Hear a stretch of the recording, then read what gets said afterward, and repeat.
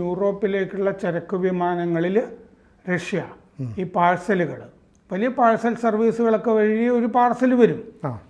ഇത് ബോംബായിരിക്കും. അല്ലെങ്കിൽ ബോംബ് എന്ന് പറഞ്ഞു കഴിഞ്ഞാൽ ചിലപ്പോൾ സ്ഫോടക വസ്തുക്കളും ഒക്കെ ആകാം. മെഗ്നീഷ്യം ബേസ്ഡ് ഒക്കെ ആയിട്ടുള്ള സ്ഫോടക വസ്തുക്കളും ഒക്കെ വന്നിട്ടുണ്ട്. ചിലത് ഈ വിമാനങ്ങളിൽ, പ്രത്യേകിച്ചും ചരക്ക് വിമാനങ്ങൾ കയറുന്നതിന് മുമ്പ് പൊട്ടിപ്പോയിട്ടുണ്ട്. ചിലത് അതിന് മുമ്പ് ഡിറ്റക്റ്റ് ചെയ്തിട്ടുണ്ട്. അപ്പോൾ യാത്രാ വിമാനങ്ങളൊക്കെ ആണെങ്കിൽ ഒരുപാട് പേര് വിമാനങ്ങൾ പൊട്ടിത്തെറിക്കാൻ വേണ്ടിയിട്ടാണ് ഇത് ചെയ്യുന്നത്. അപ്പോൾ ആ സാധ്യതയും കൂടി ഉണ്ട് എന്നാണ് പറയുന്നത്. ഇത് കുറേ വിശദാംശങ്ങൾ പറഞ്ഞിട്ട് ന്യൂയോർക്ക് ടൈംസിൽ ഒരു റിപ്പോർട്ടും വന്നിട്ടുണ്ട്.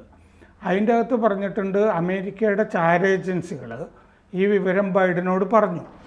ബൈഡനെ ബ്രീഫ് ചെയ്തിട്ട് ബൈഡൻ എന്ത് ചെയ്തു എന്ന് വെച്ച് കഴിഞ്ഞാൽ ചില ഉദ്യോഗസ്ഥന്മാരെ ക്രെംലിനിലേക്ക് അയച്ചു.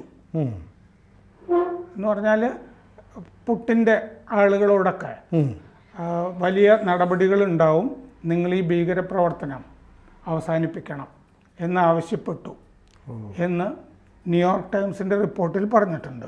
കൂടുതൽ വാർത്തകളും വിശേഷങ്ങളും നിങ്ങളിലേക്ക് എത്താൻ ABC മലയാളം സബ്സ്ക്രൈബ് ചെയ്യുക, ബെൽ ബട്ടണും അമർത്തുക.